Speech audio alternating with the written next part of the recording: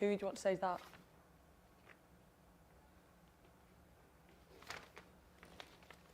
No, just say, yeah, we'll be live in Bradford, just after you do your... Watch, we'll be live in Bradford shortly. Yeah, after you do your primary school bit, yeah.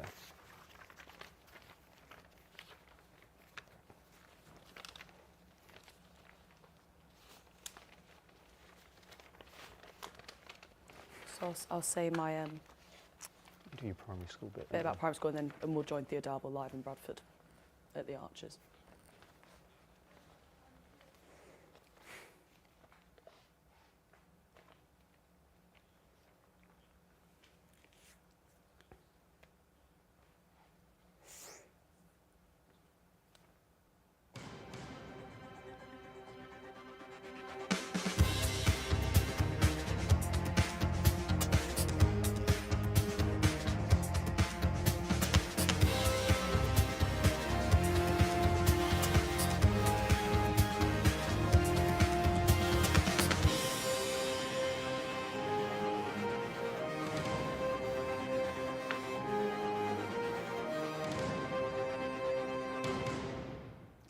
Hello and welcome to Yorkshire Voice. It's Tuesday the 18th of March.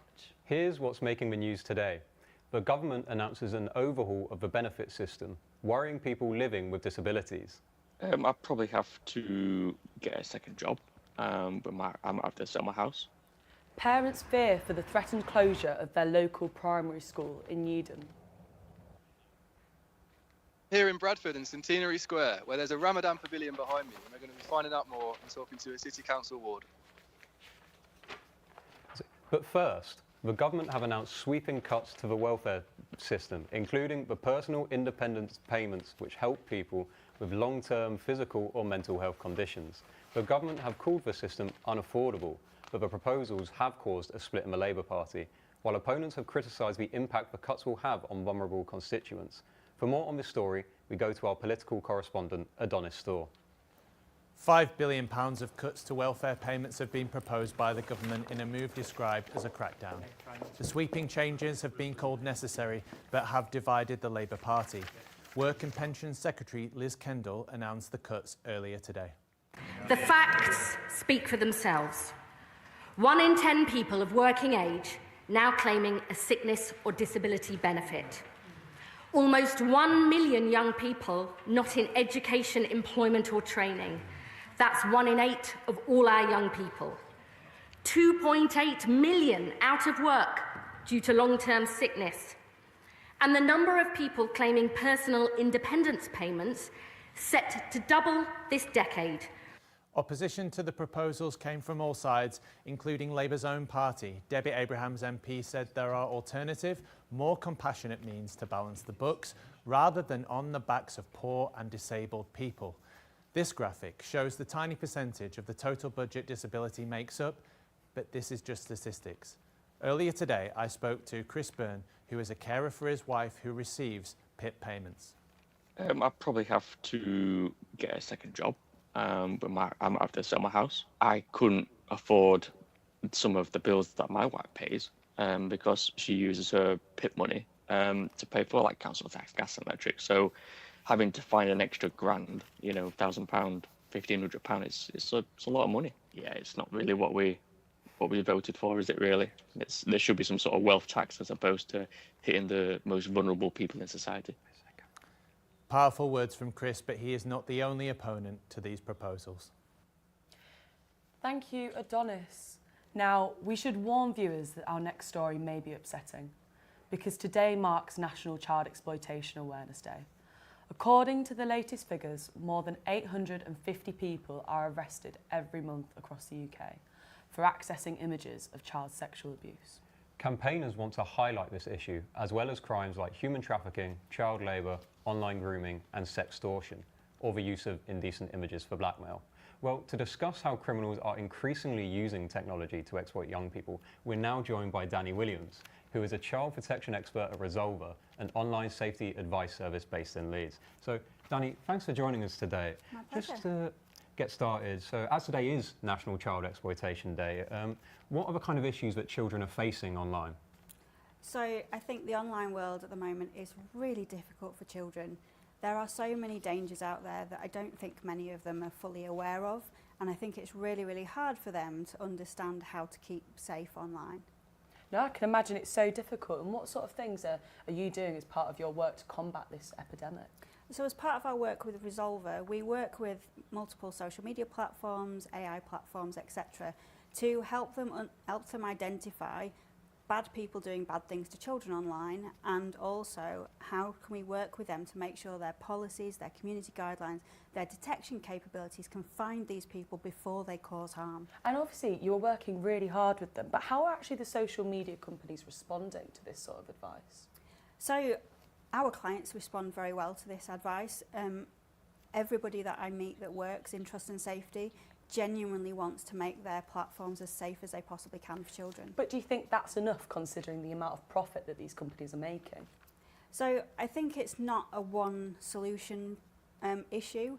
Everybody has to work together. It's not just the social media platforms, it's policing, it's law enforcement, it's society that also needs to do its bit as well. And now, with the development of AI, kind of maybe not even recent years and recent months, do you think it's made the internet a more dangerous place for children? I think AI has changed the scale of the problem. Previously, to create an indecent image of a child, you had to access a child and create that image.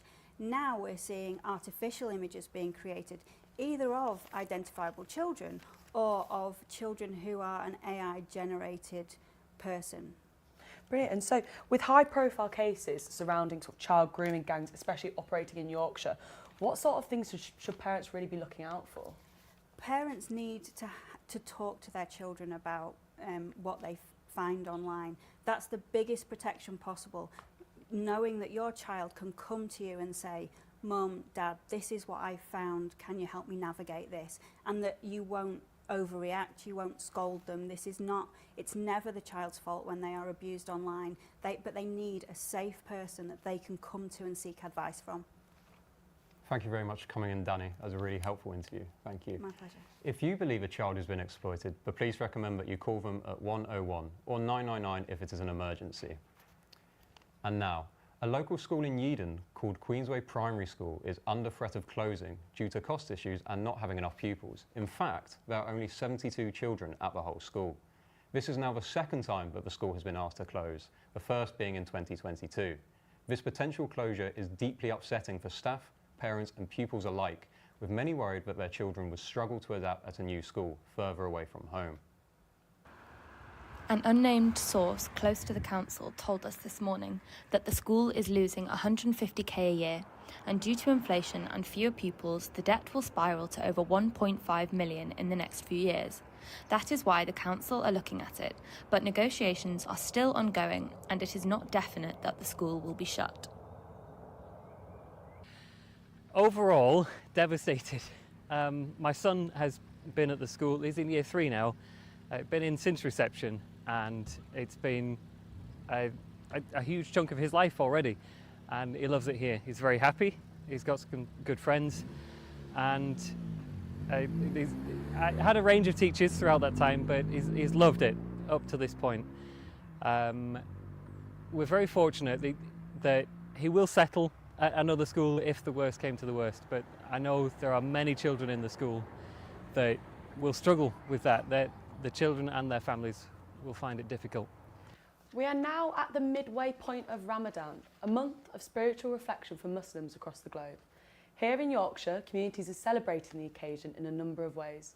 As part of the City of Culture celebrations, an interesting art installation is propped up in Bradford. Our reporter, Thea Darville, joins us live from the scene. Okay, so I'm in Bradford Centenary Square, where I'm joined by City Ward Councillor Nazem Azam. How are you doing, Nazem? Hi, thank you. Very nice to meet you. First of all, could I get what Ramadan means to you? Of course, Ramadan to me is not only about sacrifice, which Muslims do across the globe, but also about reflection. And that can be self-reflection as to one's own journey and how one can improve him or herself, but also reflection as to what is happening to the human race across the globe. And that is evident in the fact that Muslims in the month of the holy month of Ramadan, contribute billions of pounds in charitable causes across the globe, which I believe shows the reflection and also what it means as the holiest month of the Islamic calendar. Great, thank you. And how important do you feel like pavilions like this Ramadan pavilion called the Eternal Light are for Bradford to showcase the Muslim community? Of course, Bradford, a place of sanctuary, Bradford, a multicultural city where people of faith, all faiths, no faiths, have always been welcome and live side by side. I think it's very important and significant that we do have something like this for the month of Ramadan to showcase the people, especially as this year we are in the City of Culture 2025, and it's absolutely significant to welcome people from across the globe here. Great. And the arches are inspired by Islamic art as well as the infrastructure in Bradford already. Do you think that's important to connect Ramadan with the community in Bradford? Of course, like I said, for Muslims, in the Islamic calendar, it's the most important, the holiest of months. And to showcase for the Muslims, which are alongside all other faiths and no faiths, I must say, exist in our great city. And it's very important that we do put on events and things such as this to showcase for all the city and indeed across for the whole country to see. That's great. Thank you very much. And back to you in the studio. Thanks, Theo. And I recommend having a look after sunset to see the arches lit up if you're in Bradford city centre.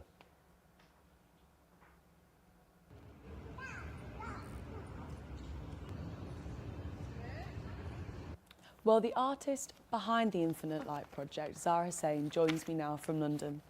Zara, Bradford is the 2025 City of Culture. What do you feel your project brings to the city and the people of Bradford? Well, Bradford has got a big Pakistani community and it's a very multicultural city. It has people from all sorts of backgrounds living there. And I think this installation brings to light that, 35% of the population are fasting during Ramadan. It's a special time of year for Muslims. So it's a way for other people to get involved, to be part of it, for the local people to see what's going on, to have a visual manifestation of the fast, because the installation is not lit up during the day and then it comes on at the time of sunset. And for those people that don't know, that Muslims break their fast at sunset, so that's when they start eating. So it's kind of a little nice visual way of seeing how many people in the city are experiencing this month. Brilliant. And speaking of the visualisation as well, what is the relevance of the arches and the colour of pink within the installation? Well, the arches, if you look at the shape of the higher arch, is exactly the same shape as the arches that you see in the Bradford Town Hall. And that Town Hall was made in the style of Venetian Gothic architecture. And the architect won a competition to build that Town Hall in Bradford, competing with lots of other architects. And I find it quite interesting that architecture that you have in Bradford has got links back to the Ottoman Empire, to Moorish Spain. So that architecture in and of itself was inspired by global architecture and architecture from the Muslim world. And then the inner arch, the smaller arch, is taken from the Ottoman arches in Mecca, which everybody knows is the kind of holiest point for Muslims in the world. But also that Mecca has not always been in the control of Arabs. Yeah, absolutely brilliant. And when you're sort of looking at that, what are you thinking in terms of when you're coming up with the project? What sort of is going into your creative process? I think you want to create something that's fun, that's vibrant, that local people can engage with, that's easy to look at, that's not too difficult. I mean, public art is quite difficult in that you're putting it in a space that people don't have a choice to be around. So they're not going to a gallery, but they're walking past it. So it has to be engaging with the local population. Oh, well, thank you very much, Sarah. That's absolutely fascinating. And thank you for joining us today.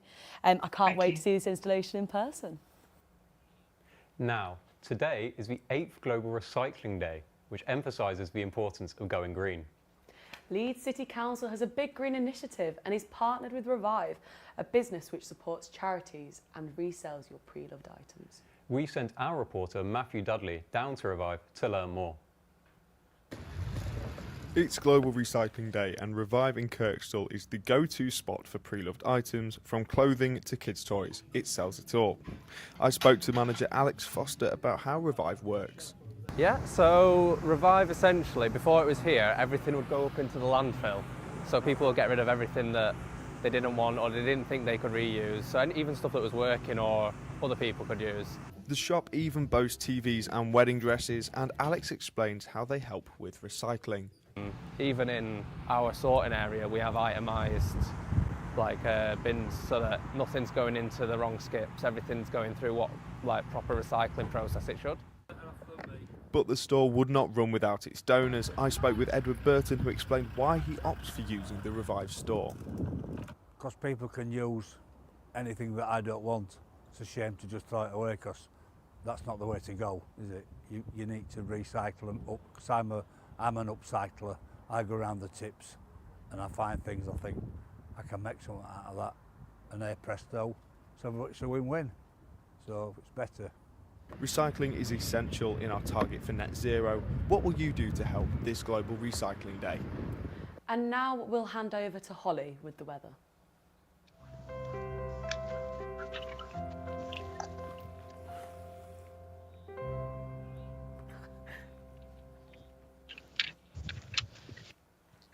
Thanks, Phil and Megan. I'm back in Leeds in Horsforth, and I can certainly tell that the spring equinox is coming. More greenery and more flowers are starting to appear, and with that, the start of a new sunnier season, dragging us all out of those winter blues. We were off to a bit of a chilly start this morning with some patches of frost, but as you can see behind me, it's settled into a beautiful clear day, and we can see this across all of Yorkshire. Some highs of 10 degrees in Leeds, Castleford and Selby, with north and east areas of the county, including York and Tadcaster, falling just short at 9 degrees, and winds of 23 miles per hour across the county heading northwest. We are in for a colder evening, falling as low as -1, but overnight staying mostly dry, and we'll be off to a chilly start tomorrow as well, with areas of frost expected across most of Yorkshire. For the rest of the week, pressures will gradually fall, and there will be plenty of sunshine again tomorrow, reaching 12 degrees in the east with a few areas of cloud, but remaining dry and getting a bit milder as we get towards the weekend. By Thursday, temperatures will continue to rise up to 15, with some stronger winds of 50 miles an hour through the evening and all over the region. There will be a potentially foggy start to Friday, followed by sunny spells reaching as high as 17 degrees in west areas, and some cloud, eventually leading to a bit of patchy rain in the evening. And by Saturday, a mix of sun and evening showers moving in from the south, with strengthening winds but slightly milder temperatures up to 13 degrees. Of course, by then we will be officially in spring, but we are expecting more showers next week, so make sure that you make the next few days count. That's all from me. Now we'll head back to Megan and Will. Thank you, Holly, for that very detailed report. We have a sport update now from Halifax, where it's been confirmed that the Shea Stadium will be sold. Calderdale Council, which has owned the stadium since 1987, recently announced that they could no longer afford the yearly maintenance costs. And that's all we have for you today. If you want to stay up to date on the region stories, follow us on our social media pages. And don't forget to join us tomorrow again at 4 p.m. I'm Megan Clibbins. And I'm Will Cooper. Thanks for watching. Goodbye.